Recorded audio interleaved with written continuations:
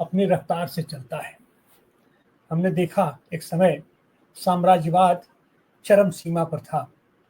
एक साम्राज्य था जिसका सूरज नहीं डूबता था, लेकिन खास करके 40 का दशक ऐसा आया कि साम्राज्यवाद का जब पूंजीवाद से संघर्ष शुरू हुआ तो साम्राज्यवादी जितने देश थे सब जुट करके लड़ने लगे और साम्राज्यवाद ने दम तोड़ दिया और अमेरिका ने दुनिया पर परमाणु बम फेंक करके अपना आधिपत्य स्थापित किया। आज फिर एक बार पूंजीवाद का झगड़ा शुरू हुआ है जो हमारे सामने दिखाई पड़ता है, और ये आज वैश्विक दौर में जो इसका चल रहा है टैरिफ वार, जो जिसकी शुरुआत फिर पराकाष्ठा पर अमेरिका ने ही शुरू किया है टैरिफ वार। और यह टैरिफ वार हमें कहाँ ले जाएगा, इसका सीधा उदाहरण अभी मिलता है जनतंत्र का अपने आप को चैंपियन कहने वाला अमेरिका। वहां पर राष्ट्रपति ट्रंप चुन करके आए हैं और अभी 3 महीना भी नहीं हुआ है।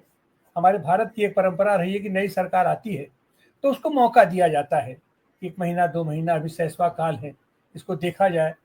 सारे राजनीतिक दल या जनता भी इंतजार करती है कि इनको जनता ने चुन के भेजा है तो इनको कुछ मौका मिलना चाहिए। लेकिन अमेरिका की जनता को बर्दाश्त नहीं है, और खास करके जिस तरीके की हरकतें ट्रंप कर रहे हैं यह तो दुनिया को बर्दाश्त नहीं है। जिस तरीके से उन्होंने टैरिफ वार शुरू किया है उस टैरिफ वार का असर पूरी दुनिया की अर्थव्यवस्था पर पड़ा है। और जाहिर सी बात है कि कुछ भी ट्रेड अगर टैक्स लगता है, टैरिफ लगता है, तो अंततः तो उसका खामियाजा जनता को ही भुगतना पड़ता है, चाहे आयात पर लगे चाहे निर्यात पर लगे। तो सरकार के खजाने तो भरते हैं, लेकिन वो कैसे भरते हैं, वो एक तरीके से जनता का खून चूस करके और उसको इकट्ठा किया जाता है। तो जनता भी कराती है और फिर उसके चलते अगर जनता कराएगी तो अपने जनतंत्र में जो शासक लोग होते हैं उनकी भी जिम्मेदारी बनती है, दर्द उन्हें भी होता है। तो आज जिस तरीके से उनका हुआ है और उसका जो सीधा वार हुआ है दुनिया के पैमाने पर, तो लोग अपने अपने तरह से उनका जवाब दे रहे हैं। और खास करके दूसरा देश जो उसके मुकाबले सीना तान करके खड़ा हुआ है, चीन या ऐसे तमाम देश, उसका माकूल जवाब दे रहे हैं अमेरिका को कि हम तुमसे लड़ेंगे, कदम कदम पर लड़ेंगे, तुम जिस तरीके से लड़ना चाहोगे उस तरीके से लड़ेंगे, पूंजीवाद से लड़ेंगे, सबसे लड़ेंगे। और सबसे बड़ी बात कि पूंजीवाद का अपने आप को चैंपियन कहने वाला जो पूंजीवाद की प्रवृत्ति है कि पूंजी को तो खुली छूट रहती है, वो आवारा की तरीके से दुनिया में कहीं भी घूमे, लेकिन श्रम को बाहर निकलने की इजाजत नहीं होती है। अगर श्रम बाजार से श्रम निकल करके अगर कहीं जाता है तो उसे हथकड़ियां बेड़ियां लगा करके फिर उसे उसी के देश में भेज दिया जाता है, मतलब अपमानित करके भेज दिया जाता है। अब पराकाष्ठा कहां तक पहुंचेगी, क्या पहुंचेगी, इसका जवाब देने के लिए पिछले दिनों या अभी हम देखते हैं 3 महीना भी नहीं हुआ अमेरिका में राष्ट्रपति ट्रंप को आए, और ट्रंप और मस्क का जो गठजोड़ है इसके खिलाफ व्यापक असंतोष दुनिया में तो जो है वो है ही है, अमेरिका की सड़कों पर भी दिखाई पड़ रहा है। उसके 50 प्रांत में खुल करके वहां पर इनका विरोध हो रहा है। हैंड्स ऑफ उसका वहां नेतृत्व कर रहा है, और एक दिन 200 जगहों पर एक साथ अपना प्रदर्शन हुआ। वाशिंगटन में प्रदर्शन हुआ, उसकी राजधानी में प्रदर्शन हुआ। ये चीजें हमें कहाँ ले जाएगी, कैसे ले जाएगी, और ये इसका क्या फर्क पड़ने वाला है अमेरिका में और दुनिया के पैमाने पर, आज हम उसी पर चर्चा करने के लिए आपके साथ उपस्थित हुए हैं। आइए हम अपने प्रबुद्ध पैनल से आपका परिचय कराएं। हमारे साथ जवाहरलाल नेहरू विश्वविद्यालय के ये प्रोफेसर, वरिष्ठतम अर्थशास्त्री प्रोफेसर अरुण कुमार जी हैं। आपका स्वागत है, अभिनंदन है अरुण कुमार जी। हमारे साथ प्रोफेसर ये शिवाजी सरकार हैं, आपका भी स्वागत है शिवाजी सरकार। आप भी वैश्विक मामलों के आप अध्येता हैं, आप उसके विशेषज्ञ हैं। हमारे साथ जवाहरलाल नेहरू विश्वविद्यालय में भी अपने में ही पश्चिमी एशियाई अध्ययन केंद्र के डायरेक्टर प्रोफेसर ए के पासा जी हैं, आपका भी स्वागत है, अभिनंदन है। और हमारे साथ महात्मा गांधी काशी विद्यापीठ के प्रोफेसर सतीश कुमार जी हैं, आप मूलतः राजनीति वैज्ञानिक हैं, आपका भी स्वागत अभिनंदन है। तो हम शुरुआत में ही चलेंगे इसका जो आर्थिक पक्ष और खास करके आर्थिक पक्ष का क्या असर पड़ने वाला है, इसका टेरिफ वार क्या है, इस पर विस्तार से बात करने के लिए अरुण कुमार जी के पास। अरुण कुमार जी, आपकी टिप्पणी। अनम्यूट कर लीजिए। जी हाँ, शुक्रिया। जो अभी हमको सबको दिख रहा है वो ये दिख रहा है कि ये जो टैरिफ वॉर नहीं, अभी ये एक प्रोटेक्शनिस्ट मूव है। यानी कि जो टैरिफ लगाना चाहिए था, जितना ये कहा गया था पहले ट्रम्प साहब ने कि हम हर देश पे उतना टैरिफ लगाएंगे जितना वो हमारे ऊपर लगाते हैं, लेकिन जो उन्होंने फॉर्मूला अपनाया है वो ये नहीं है। उन्होंने फॉर्मूला अपनाया है कि जितना हमारा ट्रेड का डेफिसिट है उसको हम एक्सपोर्ट से डिवाइड करके जितना परसेंटेज आएगा उसका आधा हम लगा देंगे। तो जैसे कि भारत पे 26 है 27%, चीन पे 34%, वियतनाम पे 45% से भी ऊपर, इस तरह से उन्होंने किया है। जबकि जो हमारा जो डिफरेंस था टैरिफ में, हमारा एवरेज 17% होता था, उनका 3%, तो ज्यादा ज्यादा 14% होना चाहिए था। और चीन पे तो पहले ही 20% लगा हुआ था, ये 34 मिला के 54% हो गया। तो उनका ऐसा नहीं था कि 54% का डिफरेंस था। तो ये सिर्फ प्रोटेक्शनिस्ट मूव है, अपने मार्केट को प्रोटेक्ट करने के लिए। और वो इसलिए हो रहा है क्योंकि वहां पे से जो इंटरमीडिएट टेक्नोलॉजी का जो उत्पादन होता था वो अमेरिका से बाहर जाके भारत में, चीन में, मेक्सिको में, इन देशों में हो रहा था। तो जो अच्छी नौकरियां बनती थी वहां पे, जैसे कि ऑटो सेक्टर में, स्टील सेक्टर में, इन सब में, वो वहां पे कम हो गई थी और वहां का जो वर्कर था उसको जो है कोई छोटे मोटे काम करने पड़ रहे थे। तो इसीलिए ट्रम्प साहब ने अभी इलेक्शन में जो ब्लू कॉलर वर्कर है उसको भी अट्रैक्ट किया और ये कहा कि जो हमारे यहाँ से नौकरियां चली गई हैं उनको हम वापस ले आएंगे। तो ये जो प्रोटेक्शनिस्ट मूव है वो इसलिए है कि अमेरिका में इंडस्ट्री द्वारा ये वाली स्थापित हो। लेकिन अमेरिका में दोबारा स्थापित कैसे हो सकती है जबकि अमेरिका में मिनिमम वेज $15 होती है और ऑटो सेक्टर वगैरह में $25 या उससे ऊपर होती है। तो $15 का मतलब हुआ कि एक दिन में आपकी 12,000 रुपए की आमदनी हो जाएगी, जबकि भारत में ज्यादातर वर्कर की आमदनी 10,000 रुपए से कम होती है महीने की। तो वहां पे वेज जितनी ज्यादा है उसके हिसाब से ये जो टैरिफ जब तक परमानेंट नहीं होगा तब तक वहां पे ये इंडस्ट्री एस्टैब्लिश नहीं हो सकती है। तो इसलिए मेरा मानना है ये प्रोटेक्शनिस्ट मूव है, ना कि एक रेसिप्रोकल मूव है। अच्छा, ये प्रोटेक्शनिस्ट मूव क्यों आ रही है? क्योंकि WTO के तहत एक समझौते होते थे कि कौन देश कितना टैरिफ लगाएगा एक दूसरे पे, और उसमें ये माना जाता था कि जो डेवलपिंग कंट्री हैं उनकी जो टेक्नोलॉजी कमजोर है इसलिए उनको हम कुछ कंसेशन देंगे। उस कंसेशन के एवज में उनको सर्विसेज सेक्टर में छूट मिली, उनको इन्वेस्टमेंट मेजर्स में छूट मिली जिसको हम ट्रिम्स बोलते हैं, उनको इंटेलेक्चुअल प्रॉपर्टी राइट में मिली जिसको ट्रिप्स बोलते हैं। तो अमेरिका को भी फायदा हुआ और जो बाकी देशों को भी फायदा हुआ जो डेवलपिंग कंट्री हैं, और इससे ग्लोबलाइजेशन बढ़ गया। यानी अगर आप देखें तो 1990 में, सन 90 में जब से ये गैट का WTO में कन्वर्जन की बात थी तो उस समय हमारा एक्सपोर्ट और इंपोर्ट का शेयर GDP का 8-7% होता था, चीन का 9% होता था, जापान और अमेरिका का भी 7% होता था। अब हम लोग सब 20, 22, 24, 25% पे पहुंच गए। तो यानी कि दुनिया एक तरह से ओपन अप हो गई, ग्लोबलाइजेशन हो गया। तो ये जो ग्लोबलाइजेशन हुआ उसमें अमेरिका को इस तरह से नुकसान हुआ कि वहां से बहुत सारे जॉब्स बाहर चले गए। तो ये जो प्रोटेक्शनिस्ट मूव है ये उसको रिवर्स कर रही है, जो वहां से जो असर पड़ा था उसको रिवर्स करे। यानी कि पहले एक सॉफ्ट फेज ऑफ कैपिटलिज्म था, अब एक हार्ड फेज ऑफ कैपिटलिज्म आ गया है। इस हार्ड फेज में और कुछ नहीं, बस दादागिरी चल रही है। अमेरिका दादागिरी कर रहा है, हालांकि उसको फायदा हुआ, सर्विसेज में फायदा हुआ, उसको जो इंटेलेक्चुअल प्रॉपर्टी राइट में फायदा हुआ, उसको इन्वेस्टमेंट उसका जो बाकी देशों में गया उसका फायदा हुआ। पर ये सब वो ट्रम्प साहब नहीं देख रहे हैं, वो सिर्फ अपनी दादागिरी कर रहे हैं।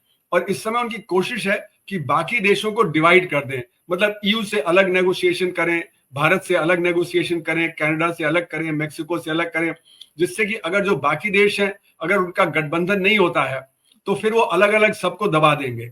अगर बाकी देशों में गठबंधन हो जाता है, जैसे EU है, ब्रिक्स है, हम सब एक साथ जो है अमेरिका पे टैरिफ लगाएं, तो अमेरिका को 2 महीने 3 महीने में ही रिवर्स करनी पड़ेगी अपनी नीतियां, क्योंकि उनके यहाँ इन्फ्लेशन भी हो जाएगा और उनके यहाँ जब इन्फ्लेशन होगा तो उत्पादन कम हो जाएगा क्योंकि डिमांड कम हो जाएगी।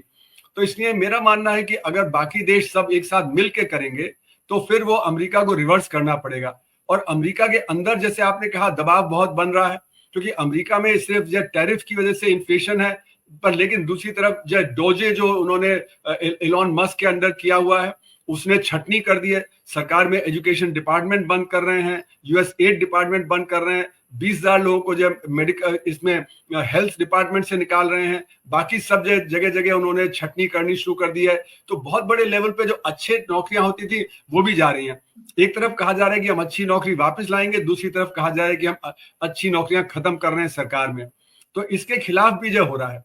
तीसरी बात यह है कि जब अभी ट्रंप साहब के पास ट्राइफैक्टा है। ट्राइफैक्टा की मतलब कि वो प्रेसिडेंटशिप भी है, सुप्रीम कोर्ट में भी उनकी मेजोरिटी है और कांग्रेस में और जस्ट सेनेट में भी उनकी मेजोरिटी है।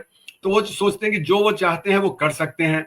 लेकिन अभी ऑपोजिशन शुरू हो रहा है, रिपब्लिकन भी अपोज कर रहे हैं, कॉर्पोरेट सेक्टर वाले भी अपोज कर रहे हैं, क्योंकि जो उन्होंने टैरिफ बढ़ाए हैं उसकी वजह से सप्लाई लाइंस डिस्टर्ब हो रही हैं। क्योंकि जब माल महंगा हो रहा है तो अब कहां से दोबारा माल मंगवाएंगे, और अमेरिका में इतनी जल्दी उत्पादन शुरू नहीं हो सकता है। तो इसलिए जो सप्लाई लाइंस डिस्टर्ब हो रही हैं, वहां पे ऑटो सेक्टर वगैरह में सब डिस्टर्बेंस हो रहा है।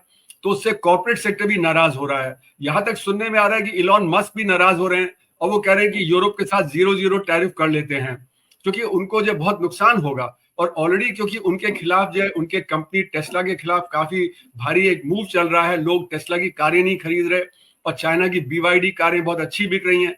तो इसलिए जो उनको काफी नुकसान हो रहा है। तो हो सकता है कि वो भी जब मान जाए कि उनको नुकसान होगा, तो इसलिए नीतियों को रिवर्स करना जरूरी है। तो इसलिए मेरा मानना है कि ये जो ट्राइफैक्टा है जिसके चलते हुए ट्रंप साहब सोच रहे हैं कि वो जो चाहते हैं वो कर लेंगे, वो भी एक तरह से शायद उनके हाथ से निकल जाए। क्योंकि जब दाम बढ़ेंगे और अनएम्प्लॉयमेंट होगा तो अभी जो 1.5 साल आगे आने वाले समय में जो इलेक्शन आने वाले हैं उनके सेनेट के और कांग्रेस के, वहां पे वो हार सकते हैं। तो ट्राइफैक्टा भी उनके हाथ से निकल जाएगा, वो अपनी नीतियों को इस तरह से पुश नहीं कर पाएंगे। और चौथी चीज जो है, वहां पे कोर्ट है वो भी इंडिपेंडेंट स्टैंड ले रहे हैं, कई चीजों में वो भी अपोज कर रहे हैं। तो जनता भी अपोज कर रही है, कोर्ट में भी जो डिफिकल्टी आने की संभावना है, और जो कॉर्पोरेट सेक्टर है वो भी परेशानी जो आ रहा है। तो इसलिए अमेरिका में खुद जब परेशानी होगी और बाहर से जो परेशानी होगी वो तो होगी ही। तो इसका मेरा मानना है कि ट्रंप साहब इतनी आसानी से अपना जो एजेंडा नहीं जो कैरी फॉरवर्ड कर पाएंगे। जो हार्ड कैपिटलिज्म का, फ्री मार्केट का जो एजेंडा लेके वो चल रहे हैं, वो इतना आसान उनके लिए इंप्लीमेंट करना नहीं होगा। अरुण कुमार जी, ये जो आर्थिक युद्ध छेड़ दिया है ट्रंप साहब ने, तो एक जमाना था कि अमेरिका अपने परमाणु बम के बल पे दुनिया में दादागिरी स्थापित किया, अपना डॉलर लेके आया और डॉलर ये सब कुछ है। और आज हमारे अंदाज से अमेरिका के ये जो ट्रंप साहब हैं, मस्क को लेकर के कि स्पेस हमारे पास है इसलिए दुनिया हमारे पास आ जाएगी, लेकिन उनका टेस्ला जो उनका सबसे बड़ी उनकी कंपनी है और उसके आधार पर दुनिया के बाजार पर छा जाना चाहते हैं मस्क जी, उसका तो व्यापक विरोध प्रतिरोध चल रहा है। और उसके मुकाबले में जो चीन की जो गाड़ी है BYD, तो और फिर चीन भी जिस तरीके से कमर कस के सामने खड़ा है कि तुम जिस स्तर से लड़ना चाहोगे आओ लड़ लो। तो क्या आपको भी लग रहा है कि दुनिया के वैश्विक बाजार में, आर्थिक बाजार में क्या फिर यह जो संघर्ष शुरू हो रहा है, तो विश्व युद्ध, और अब विश्व युद्ध की जो परिकल्पना की जाती थी मैं कि अब अगर विश्व युद्ध होगा तो अपना दुनिया तो खत्म हो जाएगी, अपना परमाणु के में ढेर दुनिया बैठी हुई है, लेकिन आज तो वो स्थिति नहीं दिखा पड़ रही है। आज तो दुनिया में सीधे सीधे वार हो रहा है, तो आर्थिक वार है, ट्रेड वार है। इस ट्रेड वार को आप कैसे देखते हैं? आने वाले दिनों में इसका क्या होने वाला है? देखिए तिवारी जी, हमको एक नुएंस्ड आर्गुमेंट देने की जरूरत है, क्योंकि अगर आप देखें तो पैंडेमिक के बाद अमेरिका की अर्थव्यवस्था बड़ी तेजी से बढ़ी आगे। वहां पे रिकॉर्ड लेवल ऑफ अनएम्प्लॉयमेंट है, मतलब जो एम्प्लॉयमेंट रिकॉर्ड लेवल पे है, अनएम्प्लॉयमेंट रिकॉर्ड लेवल पे गिर गया है। और वहां पे मतलब आप ये समझिए, इतने लोग जो बाहर से आते हैं अमेरिका में और फिर भी वहां पे करीब करीब फुल एम्प्लॉयमेंट है। तो ये जो हमें समझना है कि हो क्या रहा है, जब वहां पे अर्थव्यवस्था अच्छा कर रही है और जो उनका इन्फ्लेशन रेट है वो दुनिया में one of the lowest inflation rate है, और फिर भी ये सब हो रहा है। तो इसके पीछे कैपिटलिज्म का क्राइसिस है। कैपिटलिज्म में जो हो रहा है उसमें जो अच्छे काम पैदा करने की वो क्षमता कम हो गई है, क्योंकि टेक्नोलॉजी इतनी तेजी से आगे बढ़ रही है कि टेक्नोलॉजी के चलते हुए अच्छे काम नहीं बन रहे, वो चाहे भारत हो, चाहे चीन हो, चाहे अमेरिका हो, चाहे यूरोप हो। इसीलिए आप देखेंगे सब जगह एक राइटवर्ड ड्रिफ्ट है। अगर आप यूरोप में भी देखेंगे तो लीपेन आगे आ गई हैं, एएफडी आगे आ रहा है, और स्टारमर साहब कोई जो लेबर पुरानी तरह के लेबर नहीं है, वो भी एक तरह से राइट ऑफ सेंटर है। तो सब जगह दुनिया में एक राइट ऑफ सेंटर की तरफ जो मूवमेंट हुआ, उसके चलते हुए कैपिटलिज्म का जो क्राइसिस है, जिसकी तरफ की वर्ल्ड बैंक ने भी इशारा किया था मिड 1980s में, उन्होंने कहा था कि हमको सेफ्टी नेट लगाना पड़ेगा, क्योंकि जो नई आर्थिक नीतियां हैं उनके चलते गरीब और गरीब हो जाएगा।